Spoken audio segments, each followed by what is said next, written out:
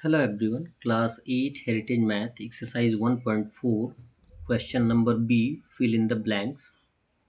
fill in the blanks के लिए भी आपको सॉल्यूशन करना आवश्यक है और विदाउट सॉल्यूशन आप फिल नहीं कर सकते हैं, यानी किसी भी आंसर के लिए आप गेस नहीं कर सकते हैं। इसके लिए सॉल्यूशन की आवश्यकता होती ही होती है। फर्स्ट क्वेश्चन दिया गया है 14/15 डिवाइडेड बाई ब्लैंक 119/150। अब इसमें ये दिया गया है कि 14/15 में कौन से नंबर से डिवाइड करें कि क्वोशन यानी डिवाइज़र ये दिया गया है, कौन से नंबर से डिवाइड करें कि आंसर आ जाए 119/150। क्लियर है? ये क्लियरिटी आपको मैंने पहले भी कर दी है कि यदि डिवाइडेंड दिया गया हो, डिवाइडेंड में यदि हम डिवाइज़र से डिवाइड करते हैं तो आंसर क्वोशन आएगा, या डिवाइडेंड में क्वोशन से डिवाइड कर देंगे तो आंसर डिवाइड आ जाएगा। क्लियर है? इट मीन्स कहने का ये है कि 14/15 में हम 119/150 से डिवाइड कर देंगे तो आंसर क्या आ जाएगा? डिवाइज़र आ जाएगा। तो लिखेंगे सो 14/15 डिवाइडेड बाई 119/150। डिवीज़न के स्थान पे इनटू का सिंबल लाएंगे तो 14/15 सेम रहेगा, इनटू का सिंबल लाएंगे तो ये इन्वर्स हो जाएगा 150/119। यहाँ रिड्यूस कर सकते हैं, 15 1 जा 15 एंड 15 10 जा 150, और कोई रिड्यूसिबल नहीं है तो मल्टीप्लाई करके लिख देंगे। 14 में 10 से मल्टीप्लाई कर देंगे 140 आएगा, और 119 इंटू 1 होता है 119, ये हो जाएगा हमारा आंसर। यद्यपि ये इम्प्रॉपर फ्रैक्शन में है, इसे हम प्रॉपर फ्रैक्शन में भी लिख सकते हैं। सेकंड दिया गया है क्वेश्चन नंबर 2, ब्लैंक दिया गया है डिवाइडेड 3/4 इक्वल -11/2। सोचने की बात है कि आपको क्या फाइंड आउट करना है? डिवाइडेंड फाइंड आउट करना है, डिविडेंड फाइंड आउट कर देना है।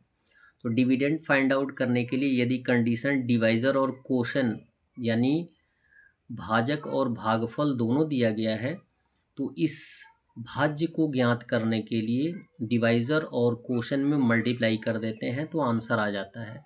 तो 3/4 में -11/2 से मल्टीप्लाई कर देंगे। 3/4 इंटू -11/2, मल्टीप्लाई कोई रेड्यूसिबल है नहीं तो मल्टीप्लाई करके लिख देंगे। 3 इंटू -11 हो जाएगा -33, और 4 इंटू 2 हो जाएगा 8। ये होगा हमारा आंसर। इट मीन्स -33/8 में 3/4 से डिवाइड करेंगे तो आंसर कितना आएगा? -11/2 आएगा। इसको आप वेरीफाई कर सकते हैं। क्वेश्चन नंबर थर्ड दिया गया है sum of two rational numbers 20/11 and 23/22 is, यानी ये जो दो रेशनल नंबर दिए गए हैं इनका योग कितना होगा? तो इन दोनों को हम ऐड करके लिख देंगे 63/22। जब इन दोनों रेशनल नंबर को ऐड करेंगे तो कितना आएगा? 63/22 आएगा। एंड देयर डिफरेंस, और यदि 20/11 में 23/22 से माइनस करेंगे तो आंसर आ जाएगा 17/22। कितना आ जाएगा? 17/22। Their sum divided by their difference will be, यदि इनका योग इनके डिफरेंस से डिवाइड किया जाएगा तो आंसर कितना आएगा? 63/17 आएगा। इसका प्रैक्टिस आप अपने नोटबुक पे कर सकते हैं। क्या करेंगे? पहले ऐड करके आंसर लिख देंगे, फिर इनका माइनस करके आंसर लिख देंगे, फिर क्या करेंगे? इसमें से यानी योग में इससे डिवाइड कर देंगे, जो आंसर आएगा लिख देंगे। क्वेश्चन नंबर 4 दिया गया है reciprocal of -17/15 is divided by -15/17। बोला ये गया है कि -17/15 का रेसिप्रोकल मीन्स होता है इनवर्स। यदि -17/15 का रेसिप्रोकल फाइंड आउट करेंगे इज डिवाइडेड बाई, यदि उसको -15/17 से डिवाइड करेंगे तो विल बी इक्वल टू 1। किसके इक्वल आएगा? 1 के इक्वल आएगा, जिसको हमने फिलअप कर दिया है। कैसे किया है?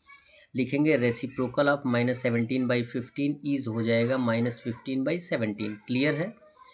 अब बताना है कि -15/17 में डिवाइड कर देना है -15/17 से। क्लियर? इनटू का सिंबल आएगा, ये इन्वर्स हो जाएगा, तो -17/15 आ जाएगा। 17 से 17 रेड्यूस हो जाएगा, -15 से -15 रेड्यूस हो जाएगा, तो आंसर कितना आएगा? 1 आएगा। क्लियर है? ये तो आप जानते ही हैं। क्वेश्चन नंबर 5 दिया गया है, if a into B equal -8, यदि a और b को मल्टीप्लाई करते हैं तो -8 आता है। तो b का वैल्यू आपको फाइंड आउट करना है। इफ़ a इक्वल -8/3, यदि a के स्थान पे हम -8/3 रखते हैं तो b का वैल्यू क्या आएगा? सो इजी, a के स्थान पे क्या रख देंगे? a का वैल्यू -8/3 इंटू बी इक्वल हो जाएगा -8। जब -8/3 को ट्रांसफ़र कर देंगे तो यहाँ मल्टीप्लिकेशन के स्थान पे क्या आ जाएगा? डिवीज़न का सिंबल आ जाएगा। तो यहाँ लिखेंगे b equal -8 divided by -8/3, division के स्थान पे इनटू का सिंबल आएगा, तो ये इन्वर्स हो जाएगा। तो माइनस न लिखकर 3/-8 कर दीजिए। -8 से -8 क्या हो जाएगा? रेड्यूस हो जाएगा। तो आंसर आ जाएगा 3, जो कि बी का वैल्यू होगा। That's all. वीडियो को लाइक करें और चैनल को सब्सक्राइब करें। धन्यवाद।